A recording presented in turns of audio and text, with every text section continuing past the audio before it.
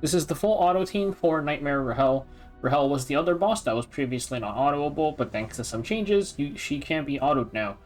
The first thing I'll mention before we talk about what changed with the boss is the blessings, because blessing level 5 is what makes this auto pretty much trivial, though I'm going to do it at level 4 first, just in case people don't have enough points.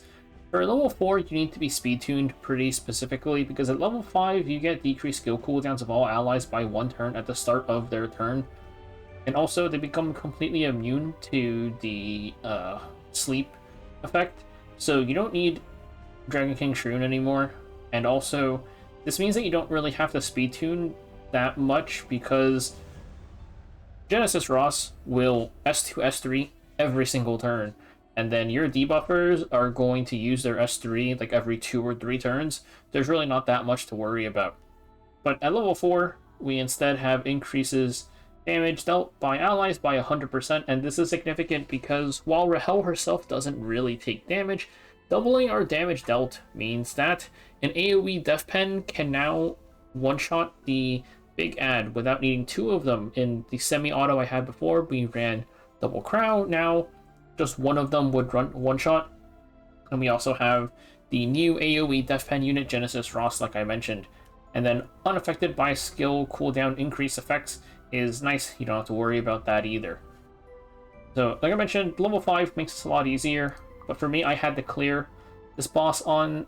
I had to clear Rahel on Nightmare to unlock level 5, so that's why I'm doing on level 4. The things that changed about the boss... first off, this Sweet Dreams effect that you stack on the ads, this increases the amount of damage that Rahel takes when you kill the ads. The method for stacking it has changed. You used to have to soul burn, which literally, obviously, cannot be done on auto. They changed it to just using a debuff which prevents movement on Rahel instead, and this is much easier to do, because you can just, like, there's a ton of units that do this, and you have to use debuffs that prevent movement on the ads anyways, so it's really, like, this is much better condition. For the Sweet Dreams itself, it used to be capped. You could only have a certain number on the ads. I think it was like 1 extra than what they had at the start. Now it's just a cap of 7, so you can stack a lot more Sweet Dreams on the ads, and this helps a lot with killing her. It's really nice, because even if you kill off the small ads, for example, really quickly, you can stack 2 of these on the big ad, or you can stack a ton of them and then kill off all the ads and kill her a lot faster. And that's pretty much the main changes to the fights. There might be some other small stuff, but nothing super important. The theme we're going to be using is Dragon King Sharun, who is sadly mandatory, at least until you hit level 5, like I mentioned. So level 5, everybody becomes immune, but until then, you need Dragon King Sharun to cleanse off the sleep instantly. General Purrgis, this is just our AoE debuff that prevents movement. You have some other options here. I just like General Purrgis the most. He's the free option, and you get a bunch of CR every time he gets hit. You can also use like MLR Minta or something.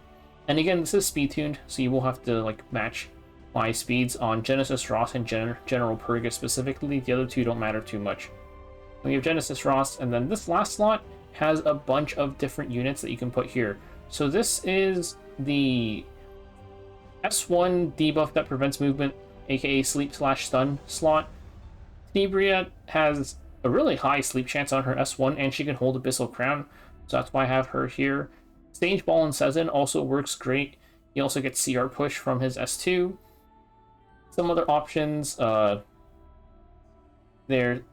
Angelic Montmorency has a really high sleep chance on her S1. It's ridiculously high. It's like 75%, just kind of crazy.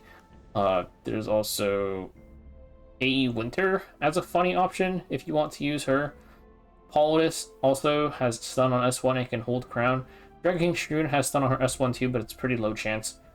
So I'm going to be using Tenebria, and then let's take a look at everybody's stats. Let's start off with General Purrgis.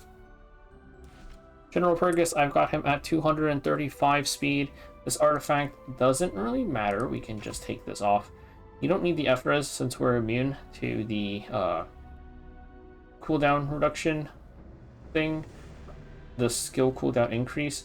We do need a little bit more effectiveness though, so I'm going to give him this. You want 70 effectiveness because the boss has 70 F-res, and I don't think our blessing gives us any effectiveness. It does not. So you need 70 effectiveness. And then 235 speed, and with a little bit of bulk, because you do heal when he S3s, but you still take some damage, so you definitely want a little bit of bulk just to not die. And then I'm also using his CR Push E.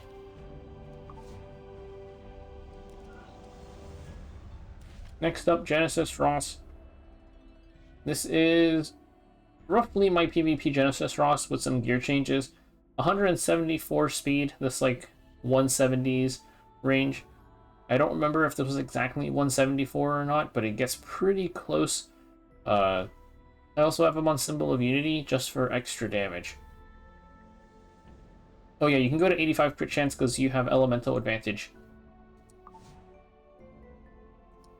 Next up, Dragon King Sharun. Her stats don't really matter because all you need is the 70 effectiveness and then a bunch of speed and a bit of bulk to not die. She's mainly just here existing for her S2 passive, though every time you land a stun with the S1, even though the chance is pretty low, is nice just because you can help reduce the Constellation energy. And then there is Tenebria, who you just have her fast, at least 70 effectiveness, a little bit of bulk with Abyssal Crown. In any of the other units you use here, like Sage Ball and Sezin, or Winter, or Paulus, it'd be the same build. Let's go in. So the main thing is you want to run Sharun and Tenebria skills off. This isn't really mandatory, it's just because during all of my testing I stumbled onto like a speed tuning that only really works if there are no other AoEs besides Ross and Purrgis, and because the auto becomes trivialized at level 5, I don't feel like fixing that, so we're just gonna roll with this, and it's not too big of a restriction anyways.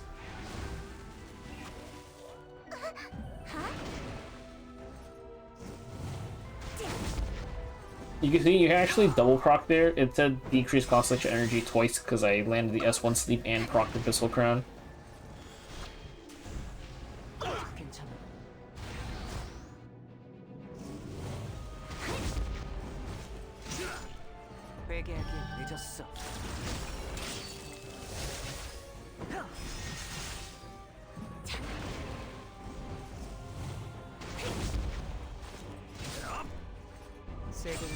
So this phase, it's not perfectly tuned, it's just whatever gets the job done. This gets a little bit awkward because we don't kill the ads. And this part here is also why I mentioned not having more AoEs, because it is not, it's gonna change your tunings if you kill the ads here. But for my setup, I just wait for Genesis Ross, loop all the way back around and kill them. But if like your Tenebria had her skills on, she would kill the ads here, same with Sharun. Or if we were using, like, some other unit.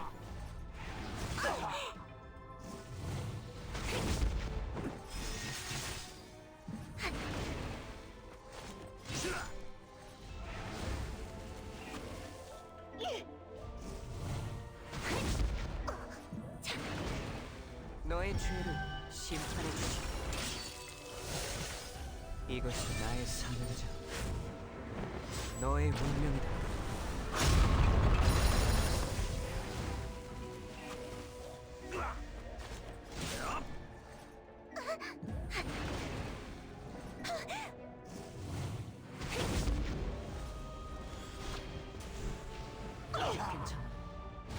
So now we're entering phase 2, and at this point, you need to zero out the Constellation energy pretty much like once. It depends on how many ads get it really. It's like you need a few extra sweet dreams. With Tenebria or any like Sage Ball and Sezin, as long as there's somebody removing the Constellation energy, you should generally be good to go. And we also take really big advantage of General Purrgis S3 pushing up Genesis Ross, so you can stun into the big nuke. And you can see we got her down to half HP with two additional Sweet Dream stacks. So this is what couldn't be done in the previous season, where you would only be able to get one extra Sweet Dream stack. Now you can get more than one, so we could have health her there. This is not tuned to kill her in 2 phases, though. We're going to be going to the 3rd phase. It's just worth mentioning in case you want to, like, play around with that in your own runs.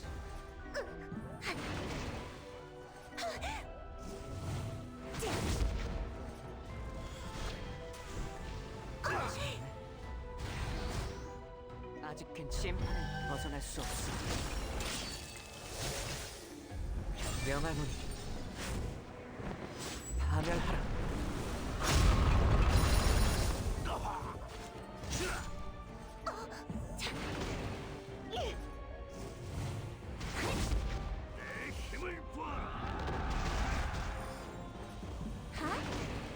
이쯤이야.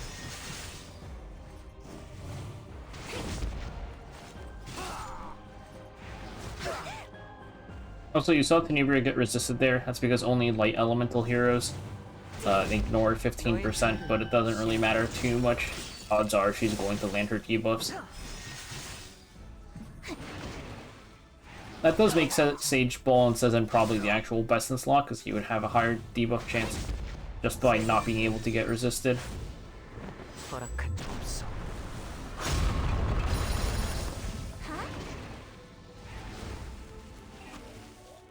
And also, we don't kill the big ad in this phase just because it never really lines up.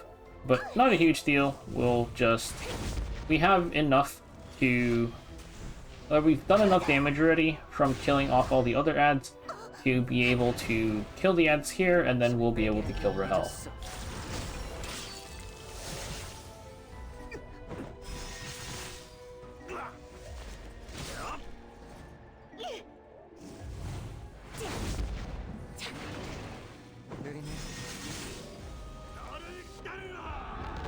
General Purrgis barely cuts there, and then Genesis Ross will get to go. 심판을 벗어날 수 없어. 이것이 나의 사명이다. 너의 운명이다.